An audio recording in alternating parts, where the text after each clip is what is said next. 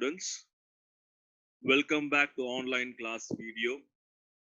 I hope all are fine with good health.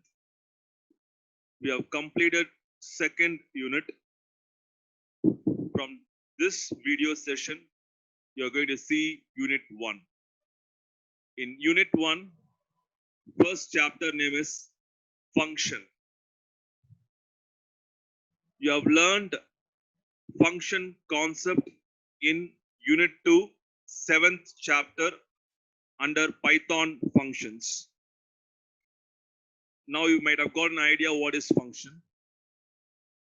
Here we are going to apply the basic techniques how to use function and how to declare functions in program. So when you write any program, there are some basic techniques we have to study. Number 1, algorithm. Number 2, flowchart. Number 3, pseudocode. Any user who is going to write a program in any language must definitely have this idea about what is algorithm, what is flowchart, and what is pseudocode. Of course, you have learned your basic techniques last year in 11th standard in volume 1. There you might have learned what is algorithm. They define algorithm like this. Algorithm is a step-by-step procedure to solve a given problem. To solve any given problem, we write algorithm. When you say you cannot solve problem manually, we write the same problem in computer and find a solution. Before writing inside your computer, we should know what are the steps we are going to follow in that program. For that, we should learn what is algorithm. So they say it's a step-by-step procedure to solve a given problem. This algorithm steps, when expressed in programming language, it is called as program. What algorithm you are writing? The same algorithm steps, when you express in any programming language, then it is called as program. What are the criteria for writing an algorithm? Number 1, algorithm must be precise. Precise means short. Algorithm must provide accurate result. Algorithm must consume less time. Algorithm must be independent of any programming language. It should not be dependent on any programming language. The most important criteria in writing an algorithm, evaluating the algorithm, is time it takes to complete a task. Task in a sense here we call as a program. These are some of the points you should keep in mind when you write an algorithm for a program.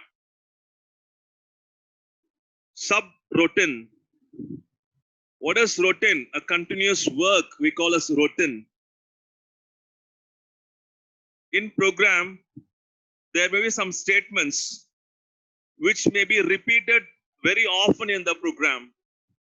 So, the statements to be repeated for many number of times, their statements can be saved as a subroutine, right? A bulk of statements you want to repeat in a program, that bulk of statements which are going to be repeated for a number of times, then you can save these statements and use the statements in your program. When you save that group of statements, we call that as subroutine,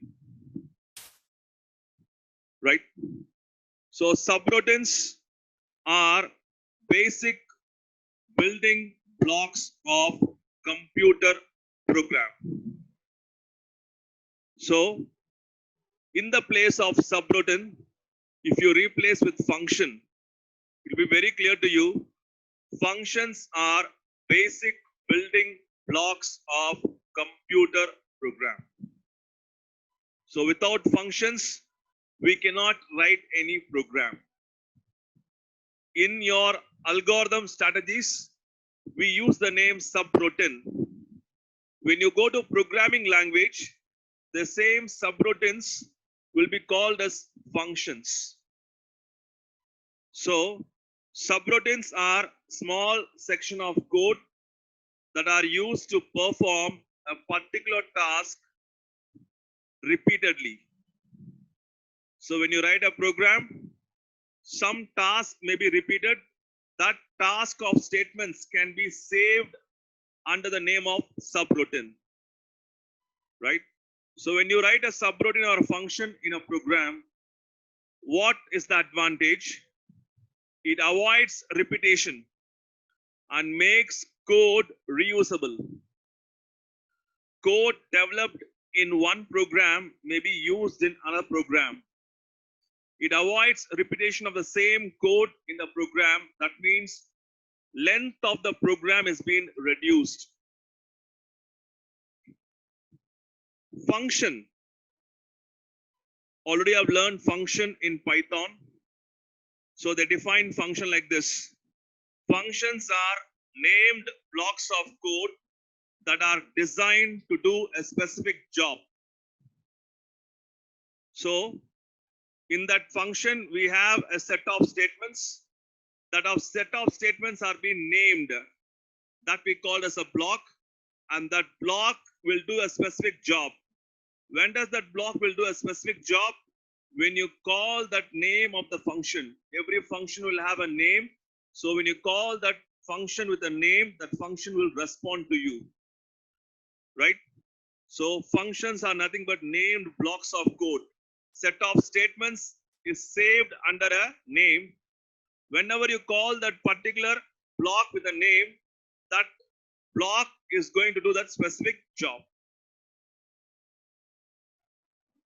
So in respect to programming language, we can even define function like this. Function is a unit of code that is often defined within greater code structure. Now, you can easily understand function is not a separate program. Function is just a part of a program. Now, they are given a small programming code. Here, this is called as your function code. This function code comes along with program. So only they say function is a unit of code that is often defined within a greater code structure. Programming code structure is very big. In that programming code structure, one part, one unit is called function. To declare a function, you have learned the definition and you have learned the syntax. Anyhow, recall the syntax what you have studied in Python. Every user-defined function will start with a keyword name called defining, def, function name, parameters. Inside your function, we have block of statements. Then every function will end with return, right? Next topic is function specification. Now they're given a statement like this: a colon equal to 24. When you are learning your algorithm strategies, we should not pronounce this as colon equal to. We can say this as becomes or assigned. When you look at this, most of the people will feel it's an expression. Why we feel it's an expression? Because we have variable and value and operator. So how an expression is formed? Expressions are formed by operator and operand. Operand means variable. But here a assigned 24 is not an expression. We should take that 24 what is given here as a function definition. What does function definition do? It binds the value to the names. Here the function definition binds the value 24 to A, right? So they say we cannot take definitions as expressions and expressions are not as a definitions. Both are different. So what does definition exactly mean by? Function definition mean by? It is a distinct synthetic block. They define function definition as a distinct synthetic blocks. How will you define a function in basic algorithm techniques?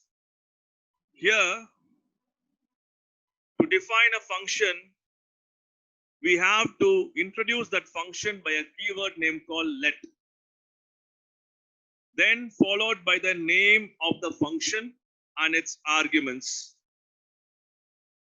The formula that computes the image of the argument is written after assign statement.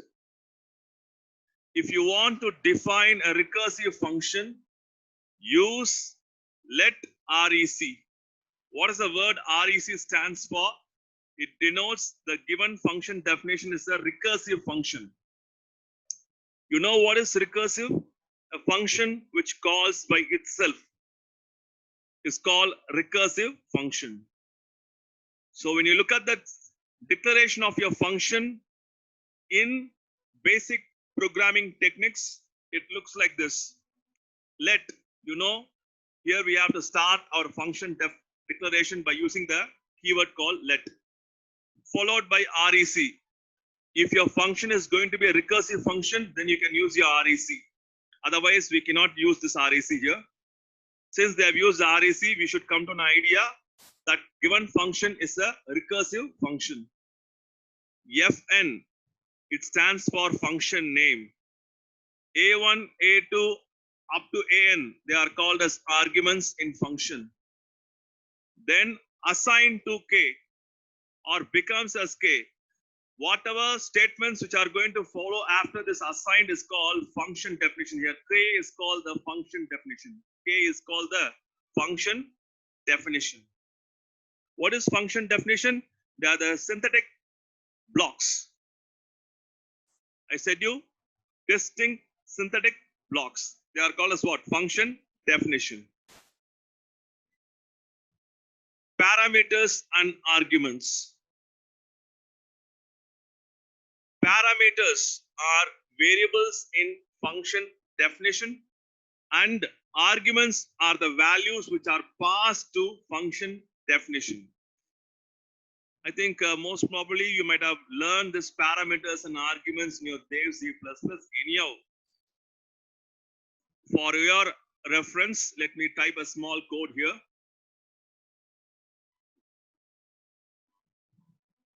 Right?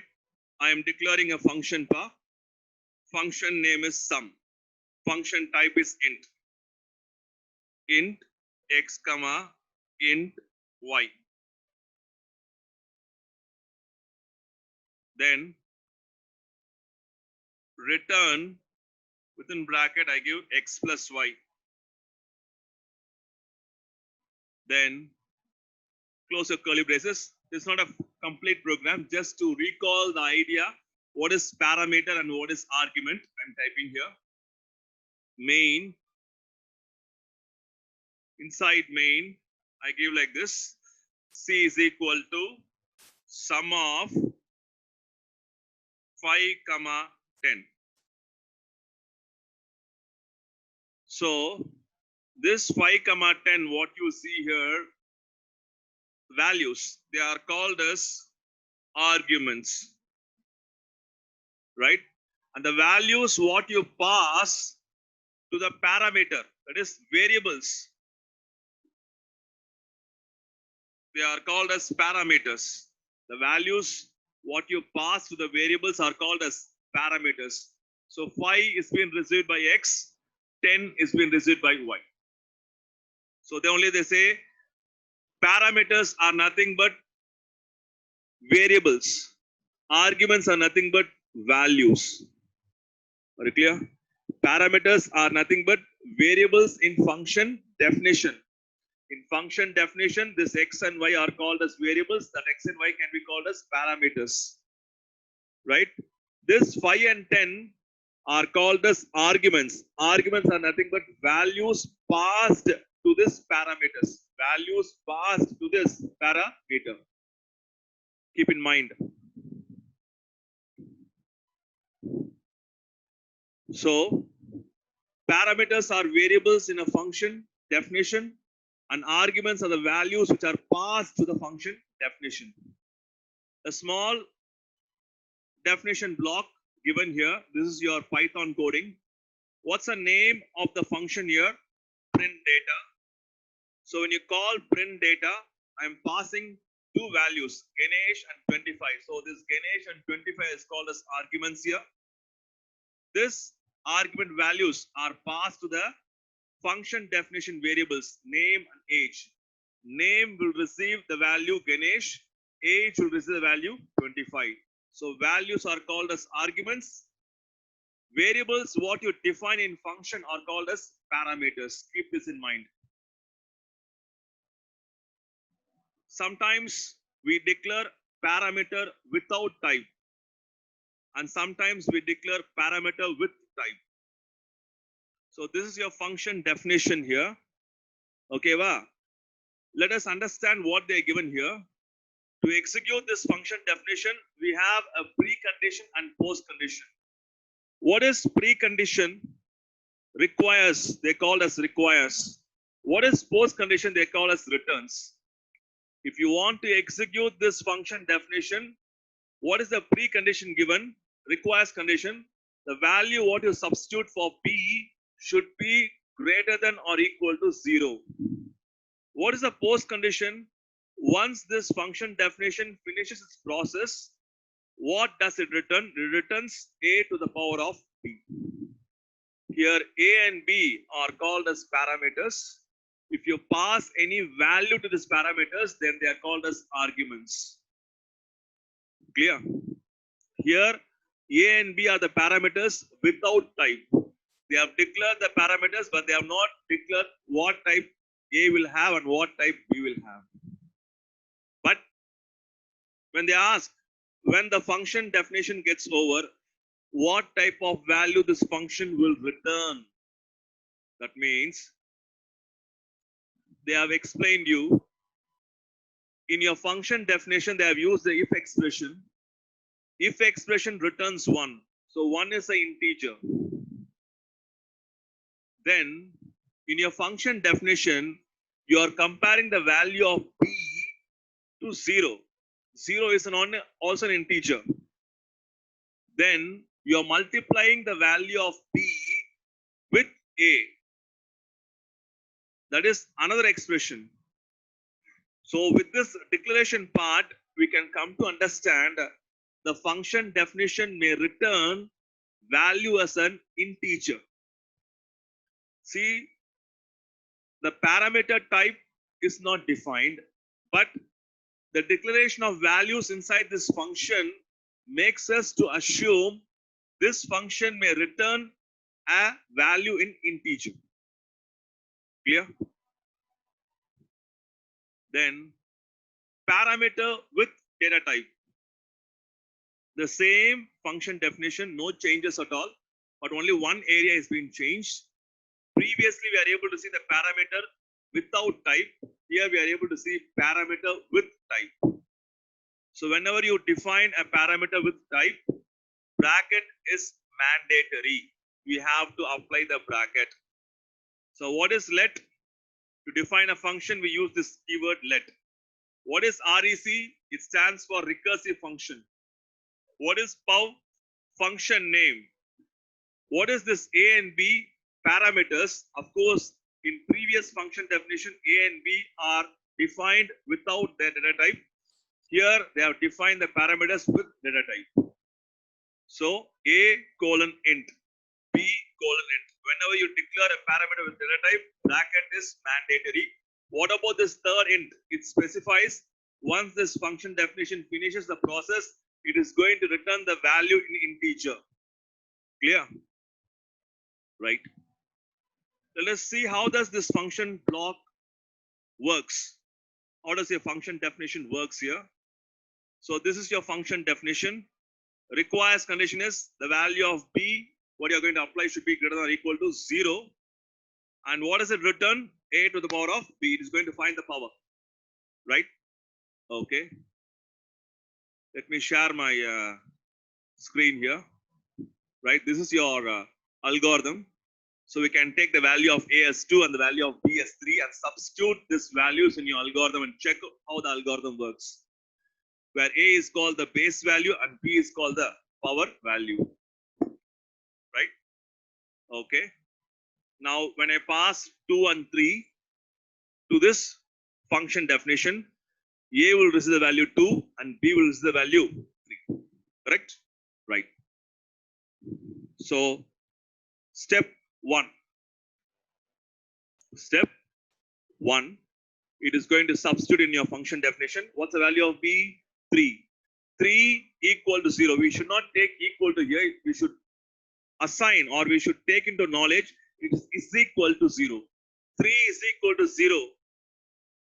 That is the value of b is 3. 3 is equal to 0. Condition is false. Condition is false. Your else will be executed. In else, this is a statement given. So I type here a into power space a of b minus 1. This is the part which is given you else. Now substitute the values for a and b in this expression. 2 into power of 2 into power of, what's the value of a? 2. What's the value of b? 3. 3 minus 1. See, power is not an ordinary function in this function definition. Power is a recursive function. What is recursive function? A function which calls by itself is called recursive function. So we are going to call back the power function one more time. When you are going to call back the power function, this is called as your function call. Your function is going to call the power one more time. When it's going to call the power function one more time, what are the arguments it is going to take? 2, comma 2. Am I correct? 2 in the bracket I given b minus 1. So 3 minus 1, 2. Now the arguments which are passed to the power function after the first execution is 2, 2. So the value of a is also 2, the value of b is also 2. See, this power of 2 of 3 minus 1 is called function call. And this 2, comma 2 are the arguments which are going to be passed to this power next time. When you pass 2, comma 2, the value of a will be 2 and the value of b will be 2. Clear? Now check in if condition. If b is equal to 0, 2 is equal to 0, condition is false. The condition is false. Come to else part and execute next time. Step 2. Right? A into power of a of b minus 1. Substitute your values. That is 2 into power of, 2 into power of 2 of 2 minus 1. Right? So, once again, your power function is going to be called because it's a recursive function. When it is calling, what is the argument passed here? 2, comma 1. Am I correct? 2, comma 1. Now, a will receive the value 2, b will receive the value 1. Right? Substitute in your function definition. 1 is equal to 0. Condition is false. The condition is false. It comes to your else part and execute the expression here. Right? Now, it is step 3. Step 3, a into power of a of b minus 1. Right? Then substitute here 2 into power of 2 of 1 minus 1. Correct? So, once again a function call is called. The value of a is the same to the value of b changes to 0 now. Right? Now substitute here. Now the value of a is 2, the value of b is 0. If b is equal to 0, condition is true or false? Condition is true because now the b value is 0. If the b value is 0, 0 is equal to 0, condition is true. The condition is true, then 1. That means this is called as your base condition. If the base condition is satisfied in your recursive function, it returns 1. So it takes the value of 1 and comes here. That is, in step 4, we should assume that this recursive function is sending us the value 1. So how do you get 1? Because of this function call. Because of this function call, you are getting 1. So this function call should get the value 1 because this is the last function call to this recursive function. You all know recursive function will execute in reverse. So to the last function call, it will just pass the value 1. So when it passes 1 to this function call, just keep in mind the expression is 2 into that function call. At present, the function call value is 1. So 2 into 1. So the value is 2. Right? Because of this function call only, it comes here. Isn't it? Now this value 2 will be passed to the previous function call. Now, for this function call, you get the value 2. You get the value 2. So 2 into 2. We get 4. And this 4 will be passed to the previous function call. This is the previous function call. To this previous function call, the value 4 will be substituted. So 2 into 4. That is 8. Sorry. 2 into 4, that is 8. 2 into 4, that is 8. Okay, wow. So this is the way the recursive function works. Are you clear? So please go through in your home once or twice and try to work out in a paper. Then only you can understand or get the idea what I'm saying. Clear? Right? We'll push on to the next. A recursive function to find odd or even. Of course, I said you what is recursive, right? What is recursive function? A function definition which calls itself is called recursive function. A function definition which calls itself is called recursive function. Okay, va? In your book, they are given your function definition, but I have made some changes. Please use this keyword if in both the places. In your second function definition block, they are given not equal to operator. Let us take this equal to itself to understand very clearly. In the place of and operation, I have used R. Right? So there are two function definitions. The first function definition name is even. The second function definition name is odd. Even is a recursive function. Before going to this function definition, you might have studied about your operations in Boolean algebra and or not, especially R operation. So x, y, it denotes two values here, 0, 0. So there are two conditions given here, two expressions. If first expression is false, your R may check your second expression, then give the result true or false. Right? So if the first expression is false only, it may check your second expression. So if the first expression is true, it will not check out your second expression. It may directly give the result as 1. Clear? So this function definition is going to work on the base of your R operation. So you should be very clear. If R operation is false only in the first expression, it may check your second expression. If it is true, it will not check your second expression. Keep this in mind while the algorithm is being explained. Right? This is your function definition given in your book. This is your even function definition, and this part is called as your odd function definition. From even, you're calling odd. From odd, you're calling back to your even. Right? Let me take the value of x as 3. That is, x is your parameter here. For this parameter, the value what I'm going to pass is 3. Right. Now, start applying this 3 in your even function definition.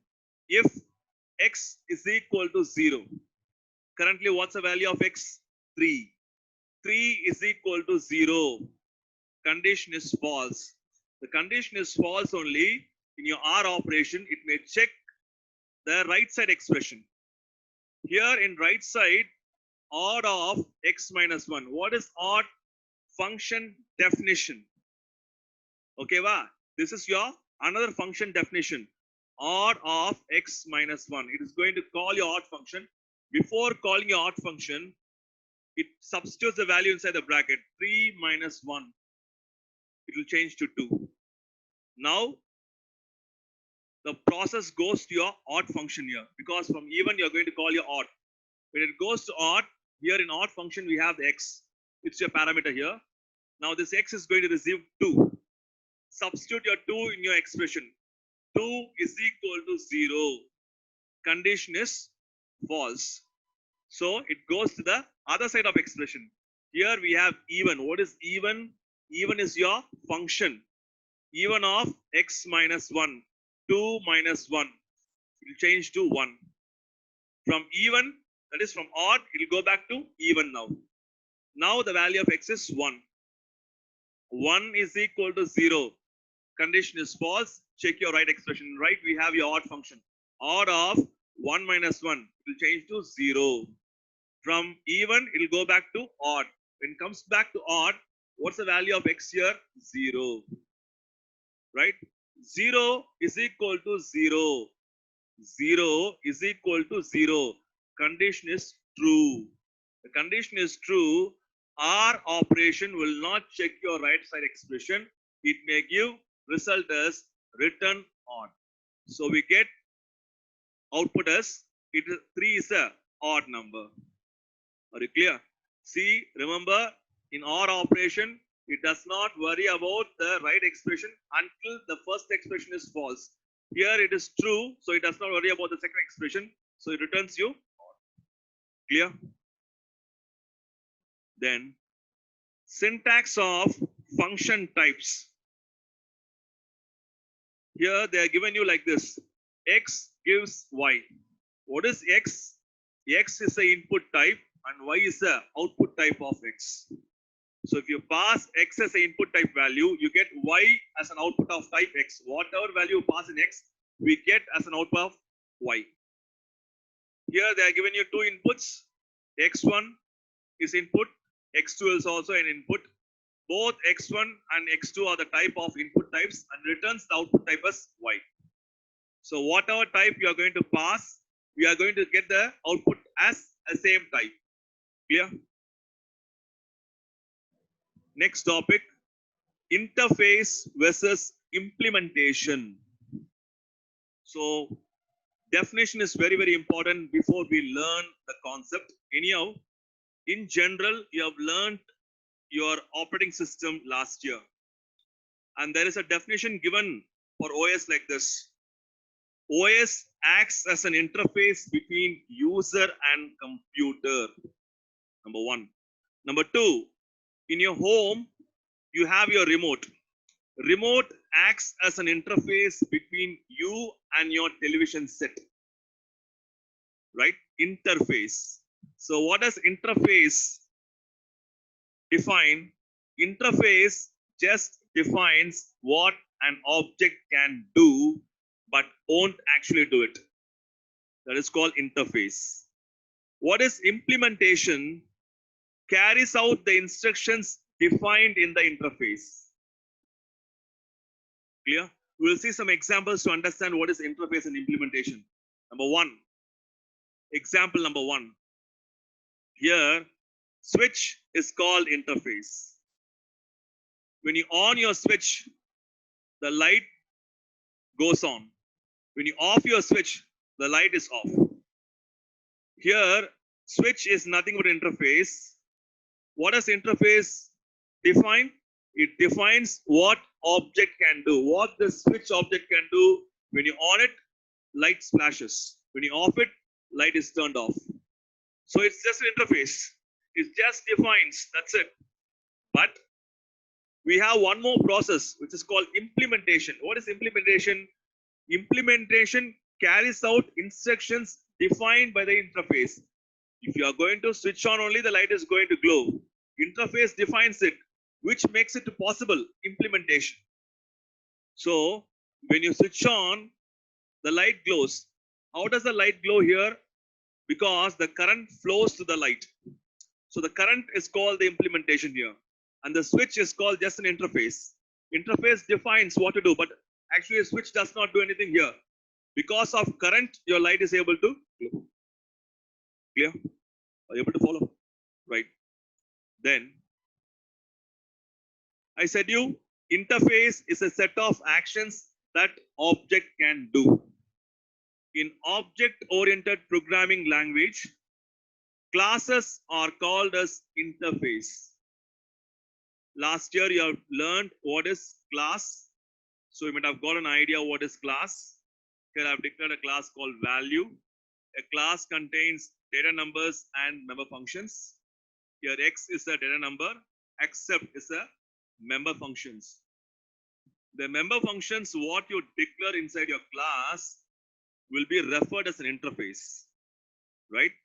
And objects, what you create for the class, they are called as implementation.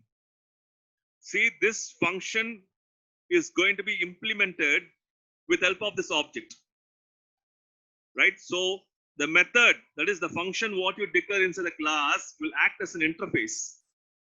But this object what you declare for this class will act as an implementation.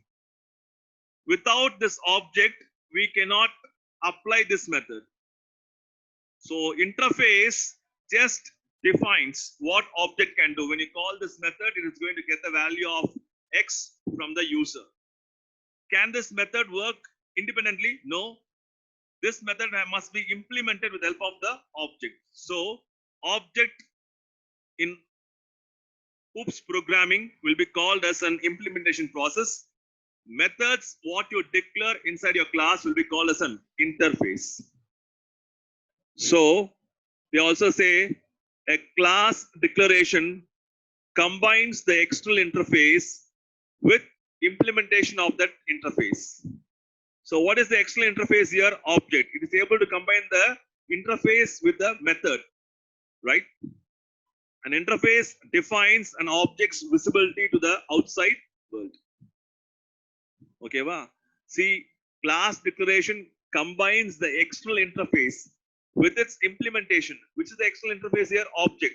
It is able to combine that external interface with the method what you define inside your class. And one more thing, object is nothing but instance created from class. You all know where does the object come from? Object come from class.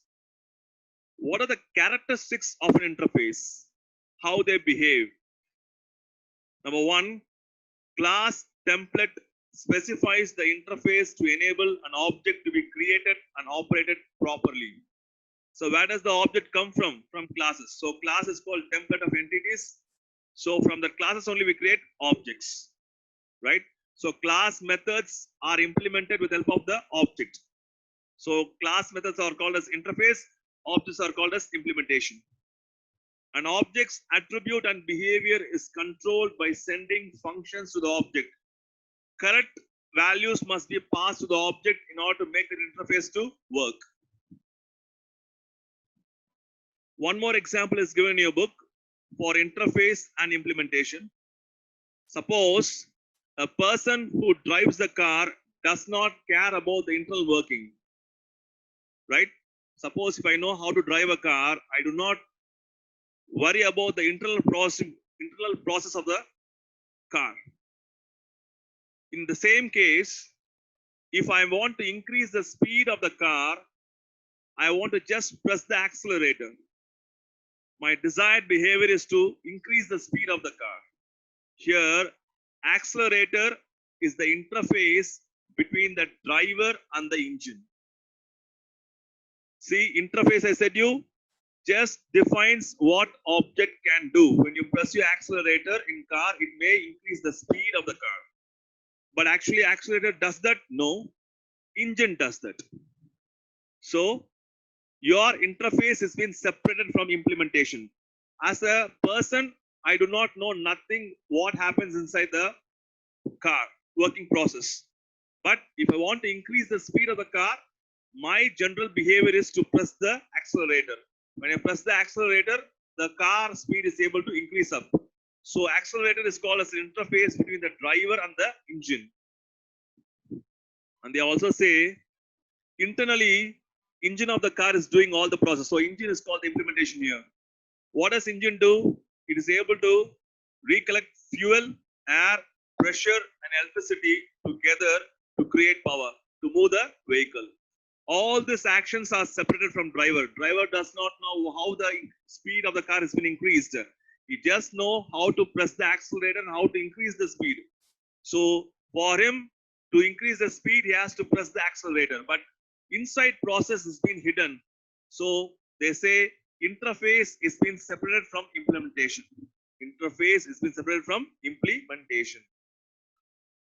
But that's all for today's video class.